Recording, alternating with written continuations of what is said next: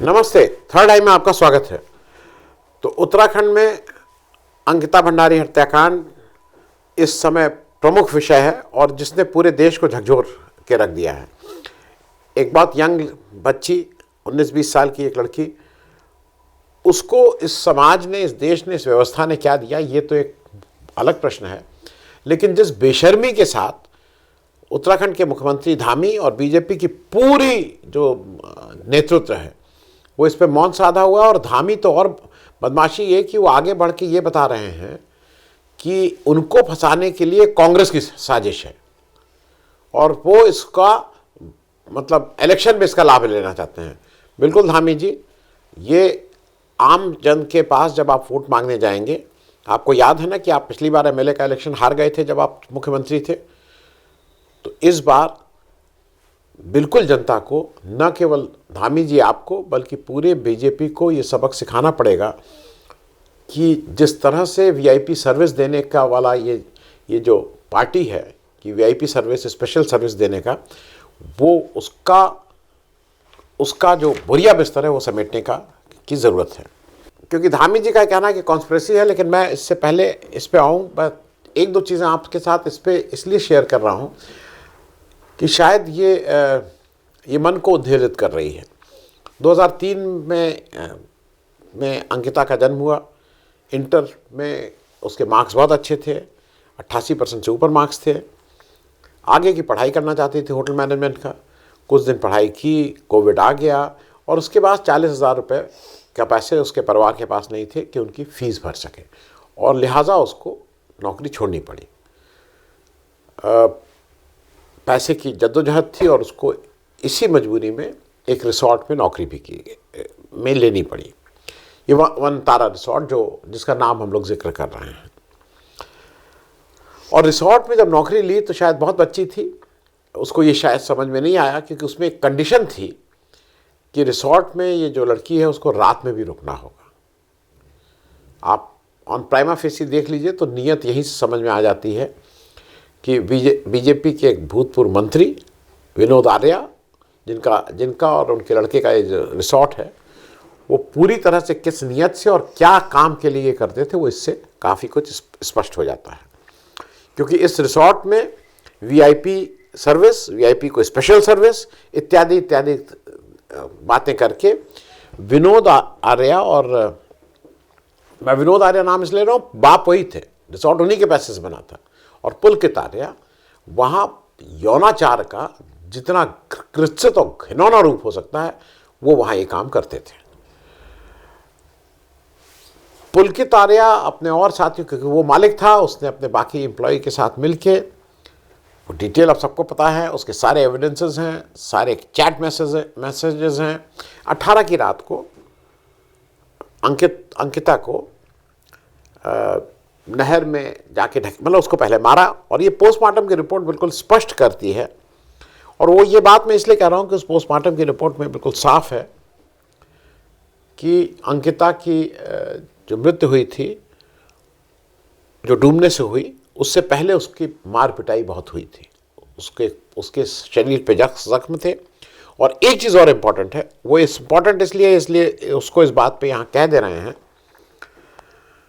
कि जो पोस्टमार्टम की रिपोर्ट थी उसने ये स्पष्ट रूप से नहीं कहा था। उसने कहा था कि कोई मतलब रेप की कोई हो भी सकता और नहीं भी हो सकता है, उसने इस तरह की एक गुंजाइश कही थी।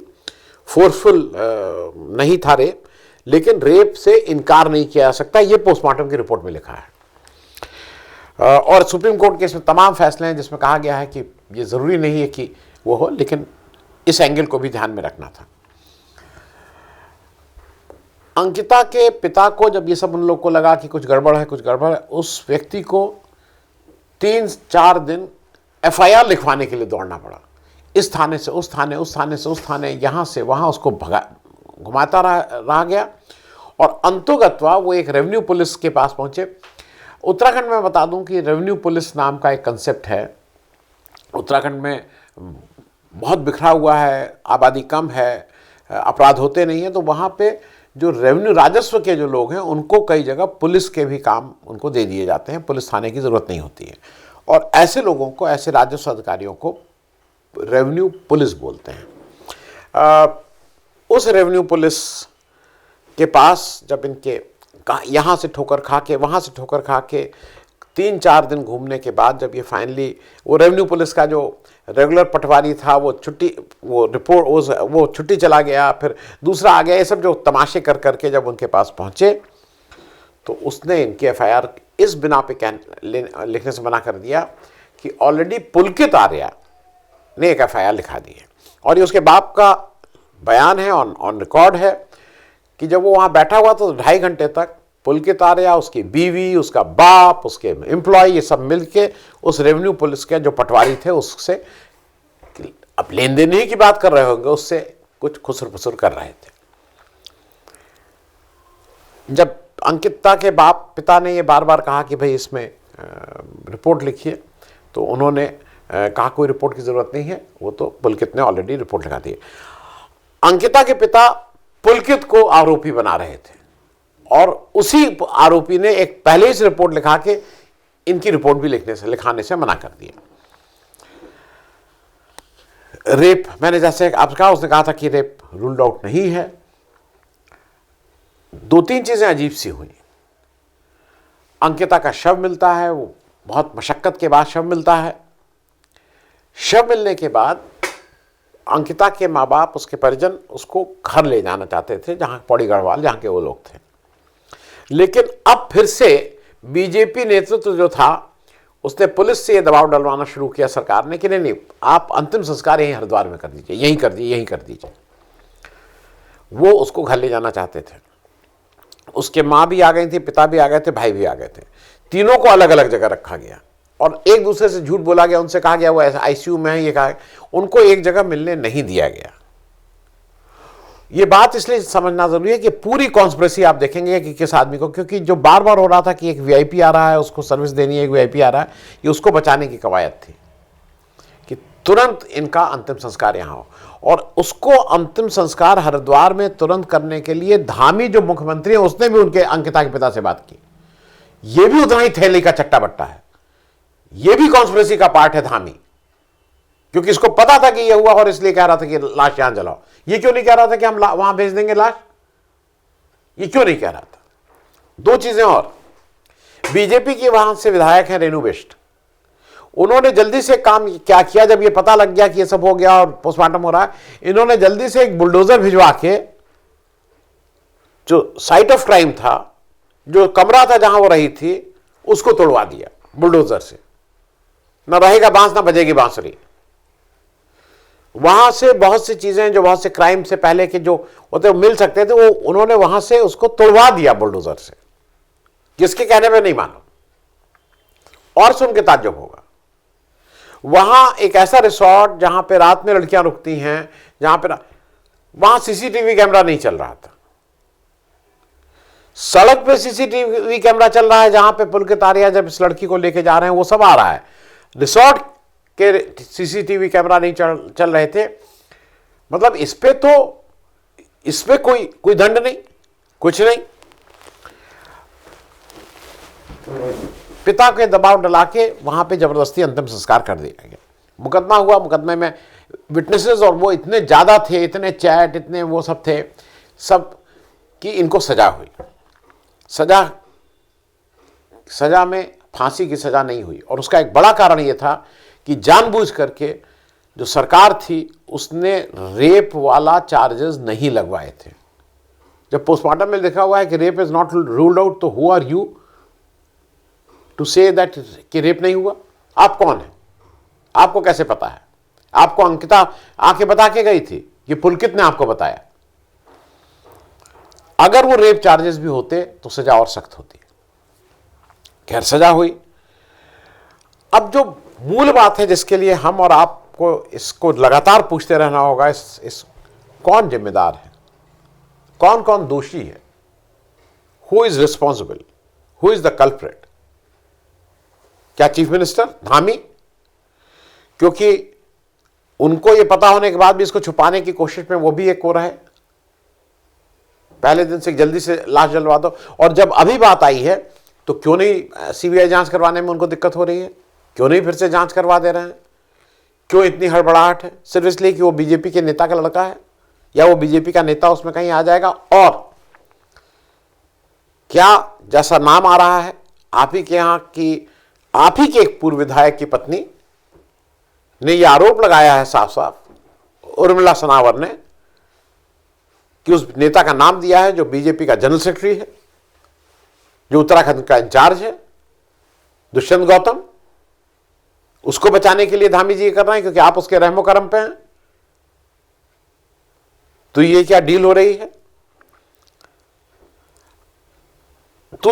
मैं दूसरा हूं, उससे पहले मैं एक अपील बीच में कर दूं। 10 तारीख को अवध कॉन्क्लेव हम लोग लखनऊ में कर रहे हैं। वेन्यू मोती महल से उर्दू एकेडमी हो गया है। डिटेल में लगा दे रहा हूँ कौन कौन सेशन है, कौन कौन आ रहा है, इसको देख लीजिएगा। और अगर आप उसमें आइएगा तो अच्छा लगेगा। उस सारे सेशंस की वैसे रिकॉर्डिंग हम अपलोड करेंगे, लेकिन लाइव वाला शायद नहीं हो पाए क्योंकि वो कौन सा सेशन कितने बजे शुरू होगा वो थोड़ा आगे पीछे रहता है, इसलिए शायद लाइव रिकॉर्डिंग ना हो, लेकिन सारे सेशंस की रिकॉर्डिंग को अपलोड किया जाएगा। दूसरा, क्या रेणु बिष्ट दोषी नहीं है? क्या वो इस षड्यंत्र में शामिल नहीं है? वो क्यों उन्होंने उस साइट ऑफ क्राइम के जो एविडेंसेस थे उसको बुलडोजर से तोड़वाया? उनको सजा क्यों नहीं मिलनी चाहिए? क्यों नहीं वो जिम्मेदार होनी चाहिए? पुलकित आर्या को तो सजा मिल गई, विनोद आर्या उसके बाप को नहीं सजा मिलनी चाहिए, जो बीजेपी का पुराना विधायक है? उसने एक अय्याशी का अड्डा बना के अपने लड़के को दिया था कि अय्याशी यहां करो, और कौन आएगा? तुम्हारे बीजेपी के लोगों को यहां ला के परोसोगे लड़कियां। विनोद आर्या साफ बच गया। वो कैसे बच गया? इस व्यवस्था और सरकार की भी बात कर लें। बेटी बचाओ बेटी पढ़ाओ, 40,000 रुपया उस लड़की के पास, के घर वालों के पास नहीं था, जिसकी वजह से उसको अपनी पढ़ाई छोड़नी पड़ी। और एक तरफ आप कहते हैं बेटी बचाओ बेटी पढ़ाओ। पुलिस कितनी जिम्मेदार? एफआईआर क्यों नहीं हुई? क्या इस पूरे मामले के बाद कोई पुलिस अफसर सस्पेंड हुआ? क्या वो रेवेन्यू पुलिस के ऊपर कोई कार्रवाई हुई? मेरे हिसाब से नहीं। एफआईआर कैसे नहीं लिखी जाएगी? जो मेरा राइट है। Why you will not right my FIR? और खास करके इतने सेंसिटिव मैटर में जहां किसी की बेटी खोई हुई है, यहां से वहां, वहां से यहां, आप 3-3 दिन तक दौड़ाते रहेंगे किसी को? क्या जिम्मेदार वो वीआईपी भी है जिसको ये स्पेशल सर्विस लेने के लिए वो आ रहा था इस रिसोर्ट में? क्योंकि ये तो उसी ने परंपरा डाली होगी।